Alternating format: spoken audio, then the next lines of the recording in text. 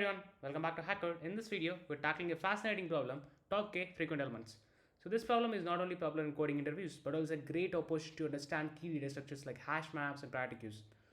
Let's explore how to solve this using both brute force and more efficient approaches.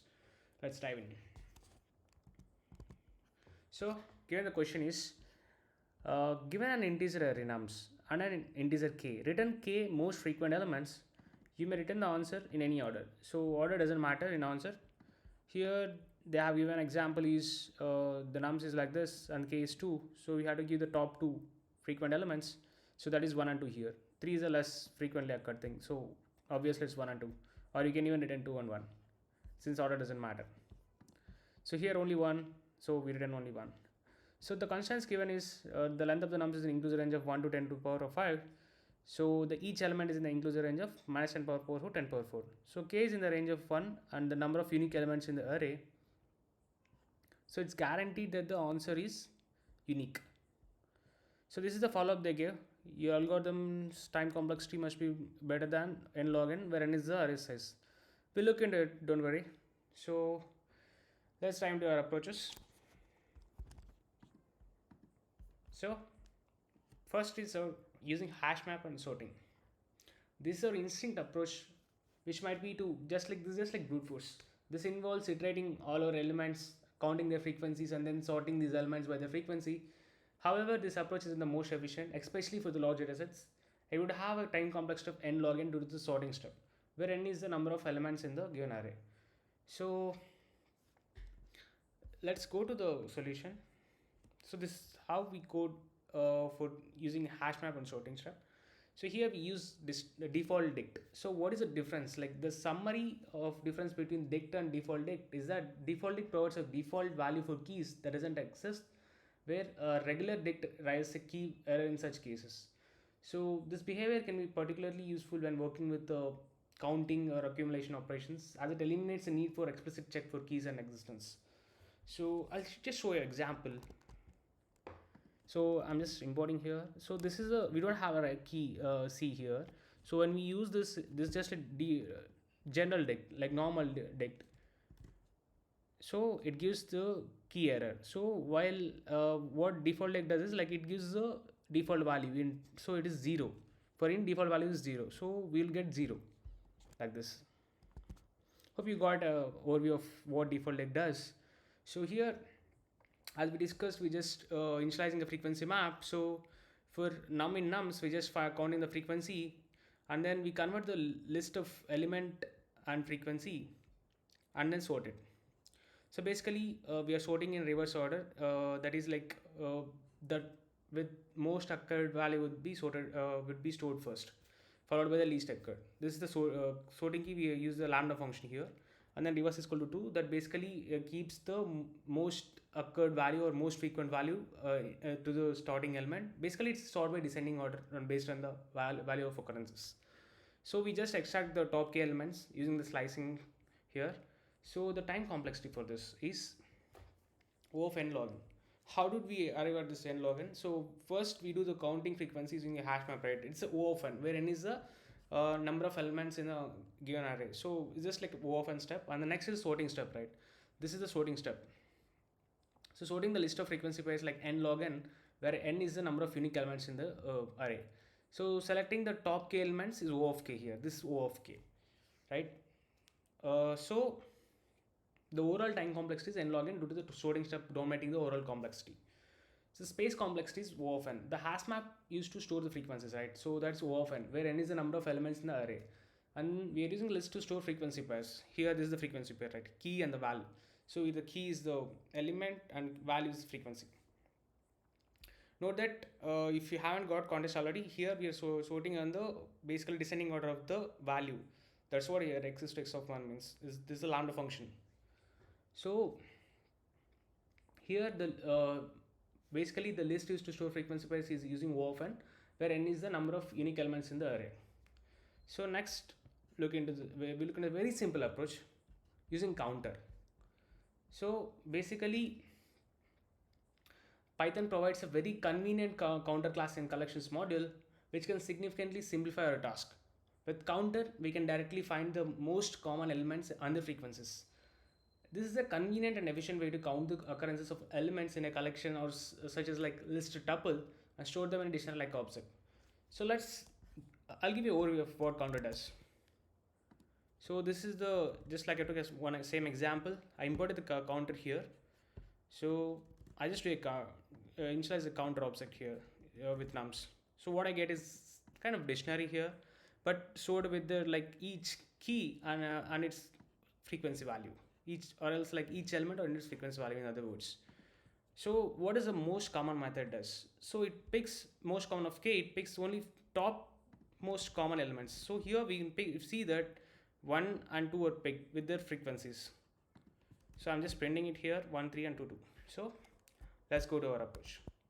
So here what we are doing is a single one liner we are returning. So we are returning x for xy in counter of nums that most common of k. So this is just a list comprehension approach. What is x here? As we see here, x is the like element with, like we can say element in the list, and whereas like y is the frequency. So we are interested only in x, right? So that's why we just pick x from here. So time complexity for this. So the counting frequencies and identifying top key elements in the collections, we use the count as most common method, right? This takes like complexity of n log n, where n is the number of elements in the array. While the documentation of counter doesn't explicitly state the time complexity for most common, it typically involves sorting the elements based on the frequencies, so leading to this time complexity. So this is because under the hood, counter initializes a dictionary to store the count of elements, making it efficient for counting operations. But the most common method typically involves sorting the elements based on their counts, which contributes to the time complexity. So here also the extracting top k elements from the list of frequency is written by most common k, that is O of k. Assuming the extraction itself is done in a constant time for each element, but is negligible compared to the sorting time. So it's still O of n log n. So the space complexity is the space for the counter object O of n, where n is the number of elements in the array to store the frequency of each unique element. So the space complexity for list of frequency pair O of u. So where u is the unique elements in the array. The space required is the for internal operation for most overall the complexity is O of n, where as the storage for the counter object dominates. This approach offers a concise and straightforward way to find the top k elements, especially beneficial for the Python due to its built-in functionalities of collections. So we'll go to the next approach, that is using the HashMap and parity queue. So to optimize, we first use a HashMap to count the frequencies of each element, and then we use a priority queue or a min heap in Python to keep track of the top k elements. The priority queue is a data structure that stores the elements in such a way that the highest or the lowest priority elements is always at the front. And the priority queues are often implemented with the heaps, like allowing efficient insertion and removal of elements. This data structure is essential in algorithms that require the processing in a prioritized order rather than a simple FIFO, that is first in first out manner. Python's priority queue implements a min heap. So in Python, min heap is a binary tree based data structure where parent node always less than parent node's value is always less than or equal to the value of its children. The root heap contains the smallest element. So here 5 is the smallest element, making it a root of the min heap. So let's go to the priority queue. So here I'm just showcasing using a sequence diagram. So priority queue is a min heap in Python. When a user tries to insert a 5 in min heap or priority queue, we have it at the first. It's like we get the first most element is 5, and then inside 3, then we get the 3 is the first element, and then inside 10 we get as 3, 5, 10. So at each step it maintains the sort order, keeping the minimum thing lesser element at the first. So when we try to remove it, it removes the first element itself, or this 3 gets removed here. When we try to insert 1, so it always gets inserted at the first position because it's the smallest element. So when you do a peak, we get a 1. So hope you got what priority queue is and what's internal functionality of it. So yeah, let's go to the algo. So here algo is nothing but just to iterate over the array, and for each element update its count in the hash map, for each unique element or key update its frequency in the hash map, and then add them to the priority queue. Since Python's priority queue implements a min heap, we insert the elements as a negative frequencies to simulate a max heap. So finally we extract the top k elements from the priority queue to get our results. This approach ensures that we are always keeping the top k frequent elements in the priority queue, and it does so efficiently. So let's go to the code. So here what we're doing is just using the default dict as we discussed before, and we're just counting the frequencies, and then we're using the priority queue to find the top k frequent elements. We're just inserting the priority queue here. We're just picking the key and the frequency from this dictionary.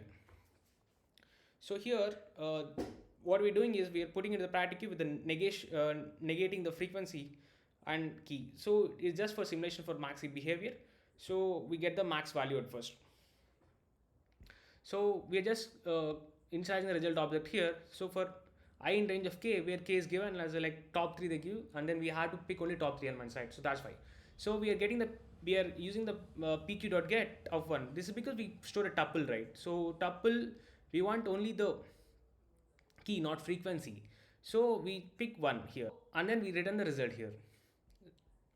So here the time complexity. So counting the frequencies using a hash map is O of n, right? So where n is the number of elements in the array. So inserting elements in the priority queue, it's O of n log k, where n is the number of unique elements in the array and k is the value of k. And extracting a top k elements, this k of log k. Overall time complexity is n log k due to the insertion and extraction operations in the priority queue. The space complexity is so hash map to store the frequencies, that is O of n, where n is the number of elements in the array. Priority queue to store the top k elements, O of k. So overall space complexity is O of n plus k, or O of n if k is negligible compared to n. So demo and conclusion.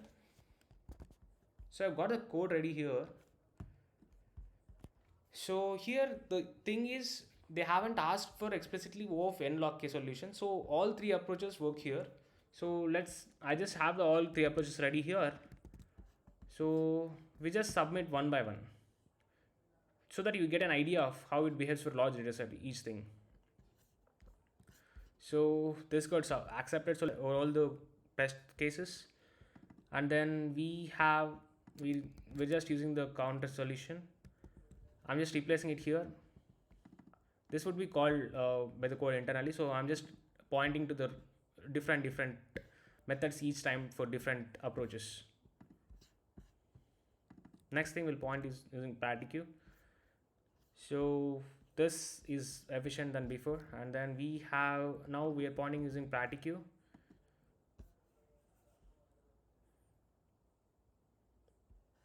So yeah, all the solutions got accepted. Conclusion. Understanding and implementing these approaches not only helps to solve the top k frequent elements problem efficiently, but also provides insights into the using hash maps and priority queues in Python. It's perfect for honing your problem solving skills and preparing for the coding interviews. Thank you for tuning into this episode of HashCode. If you found this video helpful, be sure to give it a thumbs up and subscribe to the channel for more coding tutorials and problem solving tips. If you have any questions or suggestions for future topics, feel free to leave them in the comments below. Until next time, happy coding.